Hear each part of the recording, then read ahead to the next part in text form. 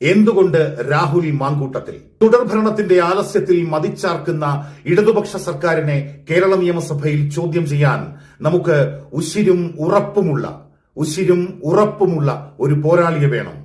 കരിമ്പനകളിൽ ആർത്തുവീശുന്ന പാലക്കാടൻ കാറ്റുപോലെ അനീതികൾക്കു നേരെ കരുത്തോടെ ആഞ്ഞു വീശാൻ ഒരാൾ.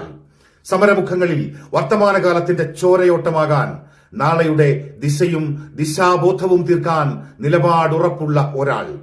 ജാതിമതങ്ങളുടെ ചതുരങ്ങൾ തീർത്ത് മനുഷ്യരെ അന്യോന്യം കൊല്ലിക്കുന്ന വിദ്വേഷ രാഷ്ട്രീയത്തിനുമേൽ സാഹോദര്യത്തിന്റെ മഴവിൽ നിറങ്ങൾ തീർക്കണം. സൗഹാർദ്ദത്തിന്റെ 100 പൂക്കളാകണം. മൂർച്ചയേറിയ മുദ്രാവാക്യങ്ങളാകണം നമുക്ക്. നവകേരളത്തിന്റെ നല്ല നാളേക്ക്, മതേതരച്ചേരിയുടെ ഈടുറപ്പിന് ഹൃദയം കൊണ്ട് വിധിയെഴുതണം നമ്മൾ.